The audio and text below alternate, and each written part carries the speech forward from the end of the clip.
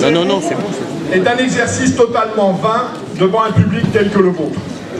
Qu'il me soit simplement permis de vous souhaiter la bienvenue en ce lieu chargé d'histoire. Nous sommes en effet ici, dans la ferme attenante, à un manoir construit au XVIIe siècle. François-René de Chateaubriand fut un habitué de ces lieux, alors que la famille Bertin de Vaux, propriétaire du château qui est à proximité, gérait également le journal des débats. Nous sommes donc dans des milieux intellectuels et culturels. C'est ensuite à la famille de Saint-Saëns qu'échut ce domaine. Le regretté comte Luc nous a laissé sa belle devise. Par la croix et par la lance, tu gagneras la victoire. Nous savons que cette devise, qui ferait tomber en pâmoison quasiment tous les évêques de France, ne vous fera pas peur.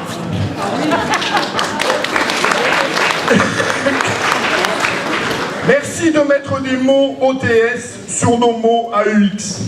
Merci d'avoir mis votre formidable érudition au service de la France. Merci, vous le français de branche comme vous le dites, de porter le témoignage militant et combatif d'un amour de la France plus ardent que celui de bien des Français de souche. Merci de votre talent et de avoir dressé avec tant de verve et de rigueur le triste bilan d'un calamiteux quinquennat. Merci de votre courage, car il en faut pour ne pas hurler avec la meute. Merci d'être là, merci d'être présent parmi nous, nous vous écoutons.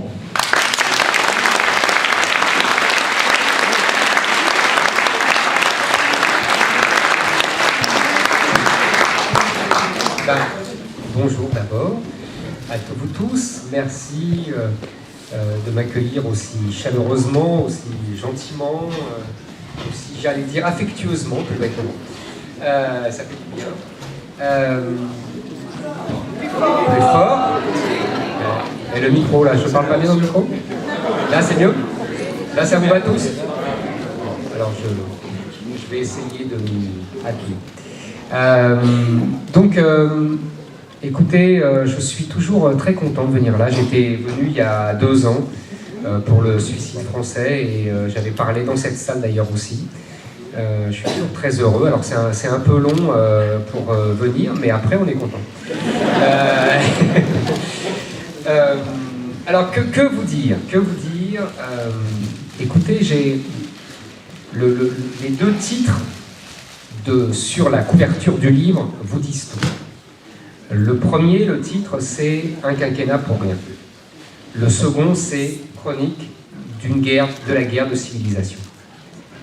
Un quinquennat pour rien, vous avez vu que même François Hollande est finalement d'accord avec moi, puisqu'il ne peut pas se représenter. Oui, il a mis du temps à être d'accord avec moi, mais bon, tout arrive. Et vous riez, mais il est même d'accord avec moi une 2e fois. C'est que dans un dernier livre qui vient de sortir... avec ses confidences, à un moment, les 2 journalistes lui parlent d'immigration et le président de la République lui-même dit « Oui, on a un gros problème avec l'islam et tout ça finira par une partition. » Le président de la République française, ancien chef du Parti socialiste, qui dit « Tout ça finira par une partition ». Moi, j'ai une thèse depuis quelques jours, depuis que l'annonce de sa renonciation. Je pense qu'il renonce parce qu'il voit trop lucidement ce qui va arriver et il ne veut pas en être. Alors c'est peut-être une explication un peu alambiquée, mais j'y crois sérieusement. Je pense qu'il a compris que nous allions vivre des temps nouveaux. Et il n'est pas de taille à les affronter, il n'est pas de taille personnellement, et surtout, son héritage, son corpus intellectuel, son corpus philosophique, je dirais, même si c'est beaucoup parlé pour lui. Mais en tout cas, on dit aujourd'hui son logiciel. Vous savez, c'est une nouvelle expression. Voilà, c'est l'expression à la mode. Son logiciel, qui est hérité de Jacques Delors, qui est hérité... du mouvement antiraciste des années 70, des années 80, son logiciel n'est pas adapté aux temps qui viennent. Et ça, je suis très sérieux là, je ne plaisante plus. Je pense vraiment qu'il y a un changement d'époque. On est en train de vivre un changement d'époque avec le Brexit, avec la victoire de Trump, Aujourd'hui, je ne sais pas ce qui va se passer en Italie, en Autriche, demain en France. Je pense que les peuples se réveillent. Voilà, les peuples se réveillent. Pourquoi les peuples se réveillent? Parce qu'ils ne veulent pas mourir. C'est ce que je m'évertue à expliquer depuis des années quand on me traite de populiste. Il faut revendiquer le terme de populiste. Cette insulte, il faut en faire un cri de guerre. Le populisme, c'est les peuples qui ne veulent pas mourir, qui ne veulent pas renoncer à leur mode de vie, à leur art de vivre, à leur héritage, à leur histoire, à leur culture. C'est tout à fait honorable. C'est tout à fait honorable et les peuples ne doivent pas céder. Ils ne doivent pas se coucher depuis des dizaines d'années, malheureusement, aveuglés par la prospérité, par la consommation, par un certain abêtissement, je dirais, médiatique. Les peuples se sont laissés envoûter, se sont laissés aliéner et ils ont dû, se coucher devant l'idéologie dominante. Je pense qu'aujourd'hui, les peuples se réveillent. Et c'est ça la grande nouvelle. Et je pense que le renoncement de Hollande fait partie de ce réveil, c'est une conséquence de ce réveil. Alors, pourquoi ce réveil? Pourquoi ce réveil? Qu'est-ce qui s'est passé? Tout simplement, et c'est pour ça que je vous parlais de mon bandeau chronique d'une guerre de civilisation, nous vivons un temps pas simple, un temps difficile, un temps qui annonce des mouvements peut-être violents, peut-être sanglants. Nous vivons le temps des guerres de civilisation. En vérité, nous devons nous confronter à deux guerres de civilisation. C'est là que c'est compliqué, c'est là que le grand américain Samuel Huntington avait une intuition et une préscience remarquable, puisqu'il écrivait ça dès les années 90. Nous avons deux grandes guerres de civilisation. Nous avons une guerre de civilisation qui nous touche par ricochet, si j'ose dire. C'est le grand réveil, le grand retour de la Chine sur la scène mondiale. Vous savez, la Chine, c'était la grande puissance mondiale jusqu'au XVIIe siècle, XVIIIe siècle. Au XVIIIe siècle encore, on estime que la richesse de la Chine représente un tiers de la richesse mondiale. Et puis, ils sont écrasés par les anglo-saxons, par les Américains, ils sont découpés en morceaux par les puissances coloniales. C'est le siècle de la grande humiliation pour eux au XIXe siècle. Et au XXe siècle, ils se réveillent. Vous connaissez, je ne vais pas vous refaire toute l'histoire. Et aujourd'hui, ils sont devenus, depuis quelques jours, la première puissance économique du monde, devant les États-Unis d'Amérique. Alors évidemment, leur population n'est pas aussi riche que celle des États-Unis d'Amérique, hein, vous avez bien compris la différence. Mais collectivement, nationalement, leur richesse nationale a dépassé celle des États-Unis. C'est un choc inouï. C'est la fin d'une parenthèse de 3 siècles. Et pour les Chinois, leur objectif est simple, c'est retrouver leur place qu'ils occupaient en 1750. C'est-à-dire 30% de la richesse nationale. Oui, c'est pas rien. Et avec tout ce qui va avec, c'est-à-dire avec tout ce qui va avec de puissance militaire. Il faut bien que vous compreniez que ce retour est absolument inadmissible pour la puissance dominante américaine. Et donc la puissance dominante américaine ne laissera pas faire. Ça, c'est notre première guerre de civilisation. Première guerre de civilisation, d'ailleurs, qui ressemble beaucoup à ce qu'on a connu dans le passé, entre les affrontements entre la France et l'Angleterre, sous Louis XIV, sous Napoléon. À chaque fois, il y a un affrontement entre la puissance terrienne et la puissance maritime, la puissance terrienne étant la France, la puissance maritime étant l'Angleterre. Et puis, il y a eu un autre affrontement entre l'Allemagne, nouvelle puissance continentale, terrienne, et l'Angleterre, puissance maritime. Et à chaque fois, la stratégie des puissances maritimes impériales a été la même, c'est-à-dire coaliser tous les pays autour de la puissance continentale dominante pour finalement abattre cette puissance continentale. C'est la stratégie de l'Angleterre qui a coalisé tous les pays d'Europe contre Louis XIV, qui a coalisé tous les pays d'Europe contre Napoléon, qui a coalisé tous les pays d'Europe, dont la France, contre l'Allemagne de Guillaume II, puis celle d'Hitler. Vous voyez, c'est une histoire assez classique, assez traditionnelle, des stratégies qui se ressemblent beaucoup. Et les Américains, aujourd'hui, qu'est-ce qu'ils font? Eh bien, ils coalisent les pays d'Asie du Sud-Est, d'Asie en général, le Japon, le Vietnam, les Philippines, contre la Chine.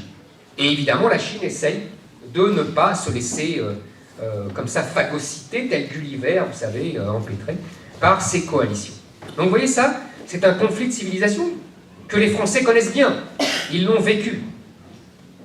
Ils savent très bien comment ça finit. Ça finit par la guerre. Ils savent très bien que ça finit par un affrontement terrible entre la puissance de mer et la puissance de terre. Pour une fois, ça changera depuis 3 siècles, l'affrontement ne se fera pas à côté de la Belgique, ce qui est à la fois un soulagement pour nous, et en même temps, il faut bien que vous compreniez ça, c'est en même temps la preuve que nous ne sommes plus au cœur des grandes puissances. Pour la première fois depuis 4 siècles, nous sommes excentrés. Nous ne sommes plus au cœur de ce que le grand historien Fernand Braudel appelait le centre, le cœur de l'économie mondiale. Hein, voilà, nous n'y sommes plus. Nous sommes excentrés. Alors, pour le meilleur, parce que la guerre ne sera pas chez nous, et pour le pire, parce que la puissance, la richesse n'est plus là. Et puis, il y a un deuxième conflit des civilisations. Un conflit des civilisations moins classique, je dirais. Parce que là, vous avez compris que c'est le conflit entre États-nations, quoi, tout bêtement. Simplement, les États-nations sont énormes. Vous savez, des mastodontes, comme on dit le général de Gaulle. C'est la seule différence, mais sinon, c'est les mêmes logiques. Bon. Et aujourd'hui, nous avons un second conflit de civilisation qui nous concerne bien davantage, qui est le retour, alors on a eu le retour de la Chine, et là maintenant, on a aussi le retour de l'islam. Le retour de l'islam qui considère que lui aussi, comme la Chine, il y a beaucoup de points communs, il est fait pour dominer le monde et qu'il est absolument scandaleux qu'il ne le domine pas. L'islam qui considère que sa civilisation est supérieure et qu'il ne comprend pas qu'elle ne domine pas. C'est ce décalage qui explique tout.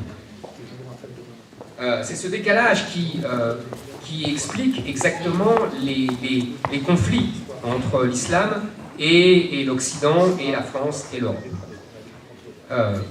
Cet islam qui a lui aussi dominé tout un empire immense et pendant des siècles, et cet islam qui lui aussi, comme la Chine, a été colonisé, vaincu par les puissances européennes, coupé en morceaux, qui a été asservi par les puissances européennes et qui ne rêve que de revanche. Exactement comme la Chine, mais de façon tout à fait différente. La Chine, vous avez compris, elle a pris le chemin des pays européens eux-mêmes, c'est-à-dire la puissance économique, la puissance militaire, la puissance culturelle, pour prendre sa revanche sur des gens qui l'avaient supplanté et dominé. Le monde islamique n'a pas pris ce chemin-là. Il a pris un chemin qui lui ressemble, qui ressemble à son histoire, parce que chaque pays essaye de revenir à son âge d'or, dans son histoire. Et l'islam a connu tout simplement un âge d'or avec le califat islamique, avec la religion qu'ils ont imposée à des territoires immenses, avec leur Dieu, Allah, et avec la guerre, et même, je dirais, la guérilla, avec les pillages, avec ces affrontements courts, mais brefs et sanglants, avec ces attaques soudaines qui ne laissent que peu de chance aux victimes.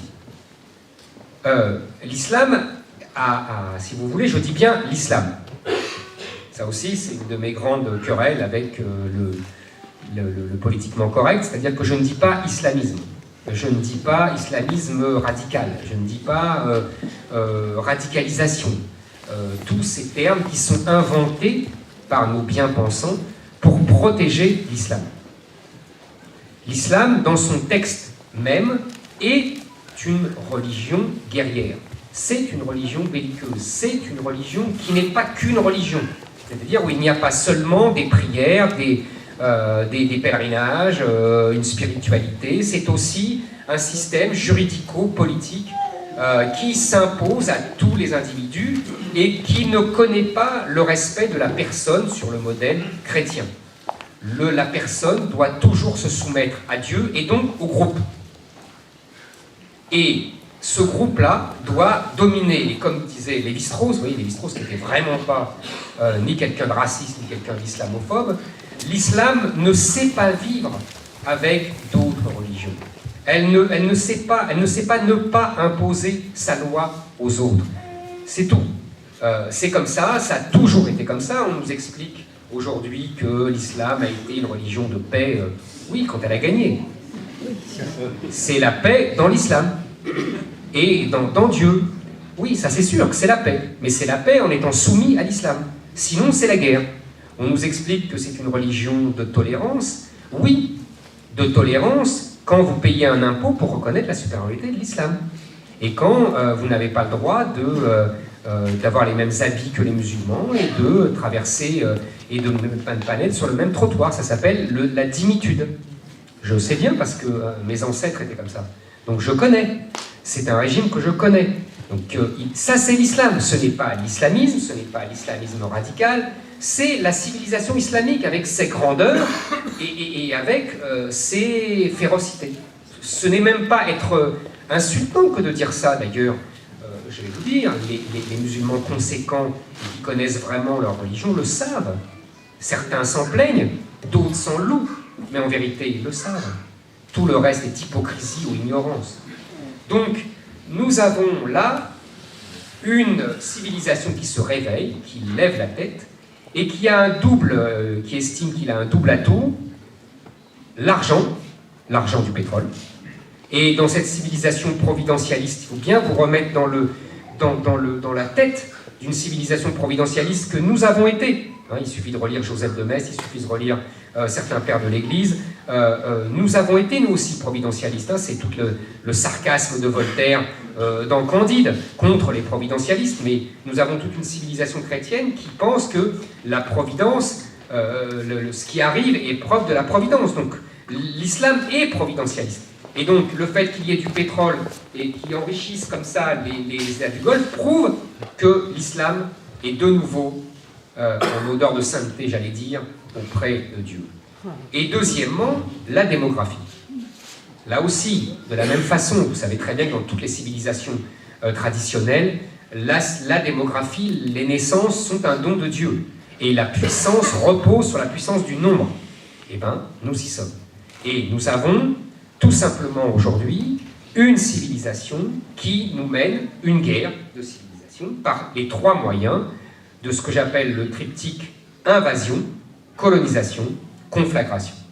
L'invasion, tout simplement, vous l'avez encore sous vos yeux ébahis, c'est ce qu'on appelle pudiquement les migrants. Les migrants ou les réfugiés, ou voilà.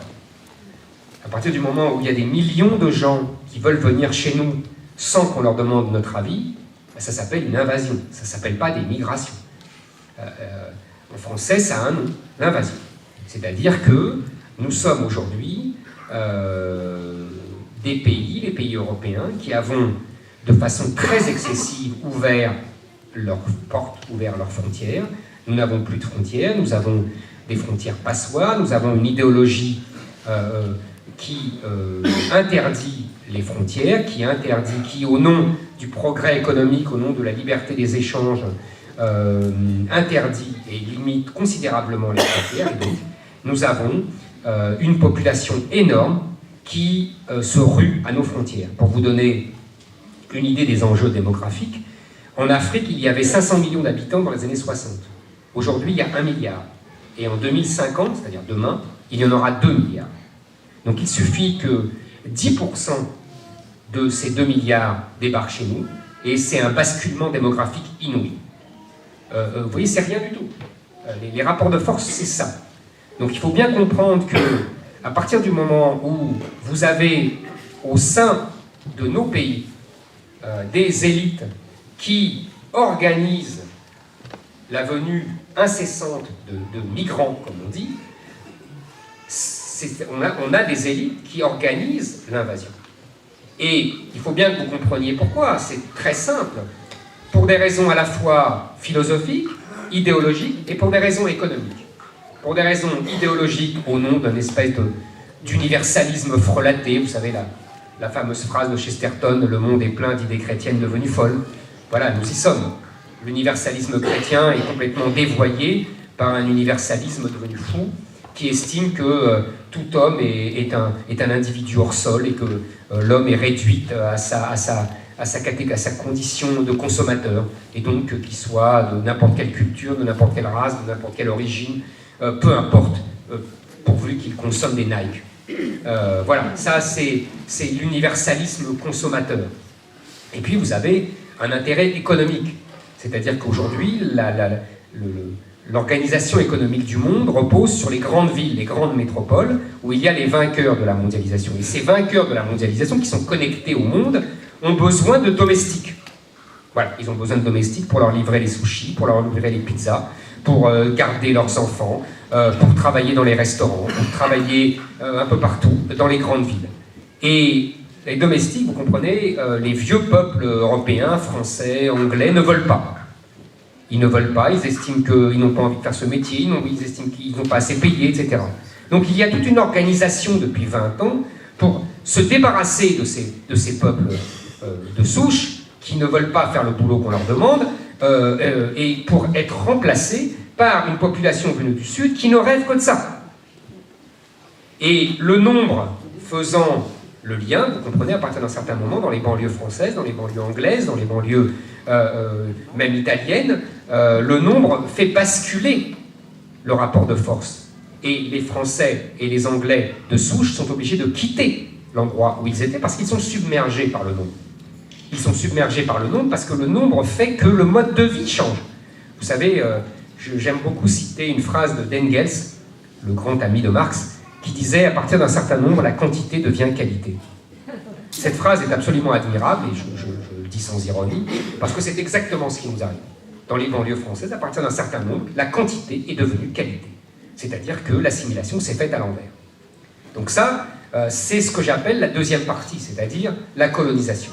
À partir d'un certain moment, vous avez dans des endroits, dans des quartiers, dans des villes, le basculement civilisationnel qui se fait tout naturellement par le nombre. C'est qu'à partir d'un certain moment, vous vous assimilez au plus nombreux qui est le plus fort. Ou alors vous partez. Ou alors vous quittez, vous allez plus loin. C'est la fameuse France périphérique, chère au géographe Christophe Guilluy. On a découvert, tout à fait étonné, qu'en Angleterre, il y avait aussi une Angleterre périphérique. Et qu'aux États-Unis, il y avait aussi une Amérique périphérique, qui avait voté Trump, qui avait voté Brexit. C'est ça aujourd'hui, dans tout le monde occidental. Ces gens, ces peuples de souche qui sont à la France périphérique, à l'Angleterre périphérique, on n'a plus besoin d'eux pour faire tourner la machine économique mondiale. C'est ça le grand événement, la grande innovation incroyable. Il y aura toujours ou des immigrés ou des robots pour faire leur travail. Et donc on n'a plus besoin d'eux. Et donc on s'en débarrasse. D'ailleurs, la dernière façon de se débarrasser, vous allez voir, vous l'avez déjà vu venir, c'est le revenu universel. On va leur donner 1000 € et puis qu'ils ne nous cassent pas les pieds. Voilà, c'est ça aujourd'hui qui est en œuvre. Alors évidemment, on a les vainqueurs de la mondialisation, les peuples venus du Sud pour leur servir de domestiques dans les grandes métropoles, et les peuples de souche dont on n'a plus besoin, puisque dans les usines, elles sont en Chine, et pour servir les vainqueurs de la mondialisation, on a d'autres bien plus corvéables à merci. Simplement, ce peuple de souche vote encore, c'est ça le drame pour nos élites d'ailleurs. Vous aurez remarqué que depuis le Brexit, il y a une campagne formidable contre le suffrage universel. Ça ne vous a pas échappé. Tous ces gens-là ont redécouvert les vertus de Guizot et du suffrage censitaire. Vive Louis-Philippe, c'est moderne comme tout. Eh oui, c'est ça la modernité, c'est Louis-Philippe. Ça vous aura échappé, mais c'est comme ça. Chateaubriand, puisqu'on citait Chateaubriand tout à l'heure, on aurait bien rigolé au moins. Moi, ça l'aurait fait rire. Voilà où nous en sommes. Invasion, colonisation, parce que dans ces quartiers, aujourd'hui, on n'est plus en France. C'est assez simple à comprendre. On s'habille comme dans l'Arabie du 7e siècle. Il y a le couvre-feu. Les filles sont priées de s'habiller de façon décente, c'est-à-dire ni en jupe, encore moins en jupe courte. Elles sont contraintes de rentrer à 10h, sinon elles seront insultées, crachées dessus, etc. Les policiers ne rentrent pas dans ces quartiers. Vous avez vu récemment qu'à la Grande Borne, quand les 2 flics se sont fait tirer dessus, leurs collègues ne sont pas rentrés, ça ne vous aura pas échappé. Ils ne sont pas rentrés ni pour se venger, ni pour arrêter les coupables. Et pourquoi ils ne sont pas rentrés d'après vous? D'abord parce qu'ils ont des ordres de ne pas rentrer, parce que sinon c'est des émeutes, et qu'ils ne rentrent jamais. que tous ces endroits-là, il n'y a plus d'ordre républicain, la police ne rentre plus. Et des quartiers comme la Grande Borne, il y en a des dizaines. Enfin, vous voyez, on nous dit que c'est des zones de non-droit. Belle pudeur. Il n'y a pas de non-droit, il y a un droit. Il y a un droit, il est même vraiment appliqué de façon rigoureuse par les caïds et leurs bandes. Et je peux vous dire que ça rigole pas. Et il y a un droit islamique qui peu à peu fait son trou, son nid, et dans une alliance parfois un peu conflictuelle entre les imams et les caïds. Et chacun essayant de composer, vous savez, c'est la vieille alliance du sabre et du goupillon, on connaît ça. Sauf que là, c'est l'alliance de la Kalachnikov et du Coran. Aujourd'hui, c'est en France. C'est en France, c'est en Angleterre. En Angleterre, dans des quartiers de Londres, vous avez des jeunes gens qui se baladent avec des t-shirts islamiques police et qui surveillent les supermarchés pour qu'il n'y ait pas de vente d'alcool et qui surveillent les gens pendant le ramadan pour qu'ils ne mangent pas et qu'ils ne boivent pas. Et sinon, ils passent un mauvais quart d'heure. C'est en Angleterre et en France. Dans des villes comme toutes les villes de banlieue, ou pas seulement de banlieue d'ailleurs, à Avignon, dans d'autres villes, je ne vous parle pas de Saint-Denis et de toute la banlieue parisienne, évidemment. Ça, c'est la France d'aujourd'hui. Et on en revient, vous voyez, au fameux mot de François Hollande, la partition. Il voit juste, François. Oui, vous riez, mais il voit juste. Il est lucide. Le problème, c'est qu'il est impuissant, mais il est lucide. Vous savez, c'est ça, c'est le grand drame moderne. C'est pas la bêtise, le grand drame moderne. C'est le manque de volonté, le manque de l'incapacité à faire. Et vous avez donc invasion, colonisation et conflagration. Les attentats qui tombent comme ça, on a l'impression que ça tombe du ciel. On vous explique, j'ai écouté à la radio, je ne sais pas si vous avez entendu ça, la publicité pour la déradicalisation. C'est à mourir de rire.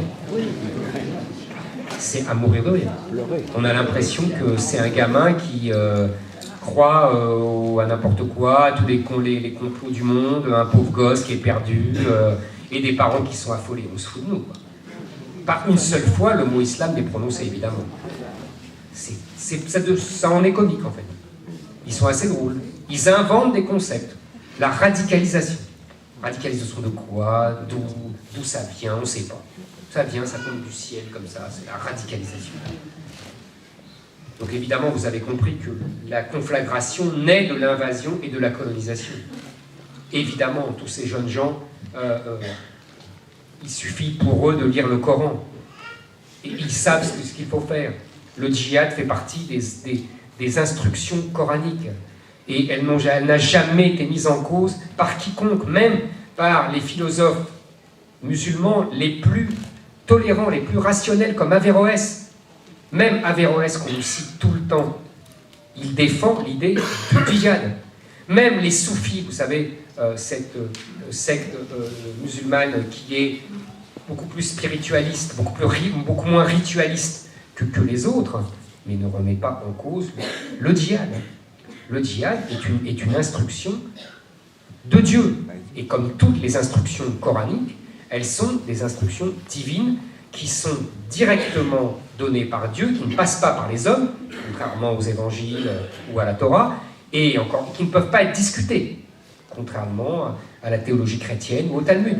D'ailleurs, Tariq Ramadan le reconnaît lui-même, il n'y a pas de théologie islamique. Et pour cause, puisque ça passe directement et ça doit être appliqué strictement.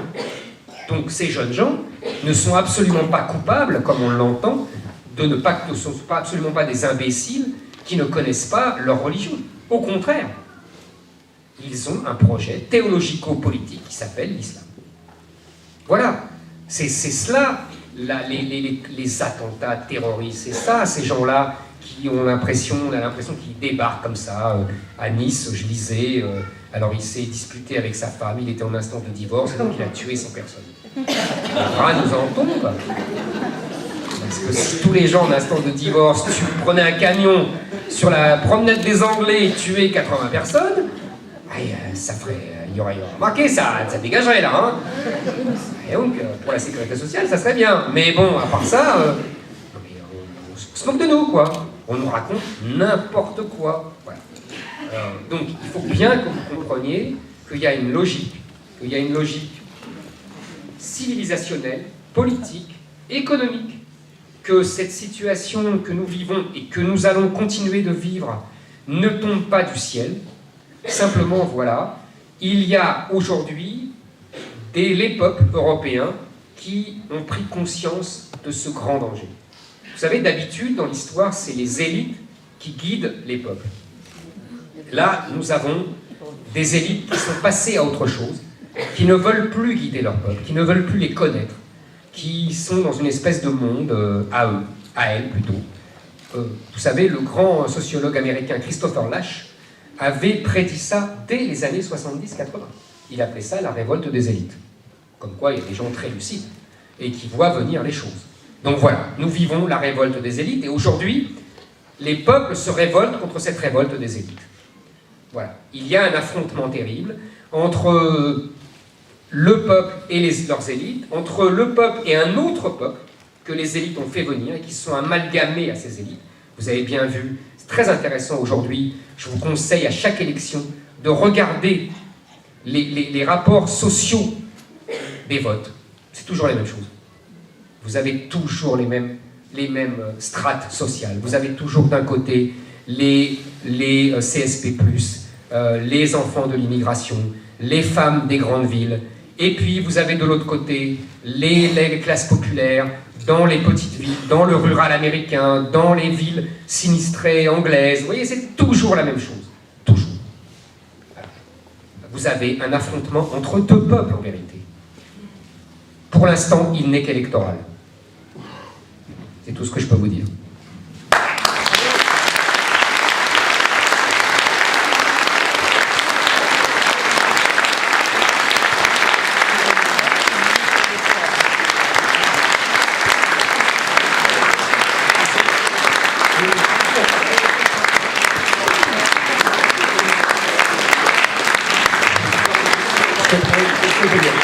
Merci, cher ami, de cette fulgurante conférence de géopolitique. Nous nous sommes trouvés à 1000 pieds au-dessus des pitoyables frasques du plus calamiteux de nos présidents, et pourtant la concurrence est rude. Donc, Éric Zemmour est encore avec nous pendant une demi-heure. Donc, il va signer à l'emplacement qui est le sien depuis le début. Également, pour ceux qui le souhaitent, il y a la possibilité de vous restaurer, de profiter pour prendre un goûter à la mezzanine. Il reste de quoi manger des repas de midi. Donc profitez-en pour vous reconstituer. Et nous reprenons à 17h30 avec Philippe de Villiers. Les cloches sonneront-elles encore demain?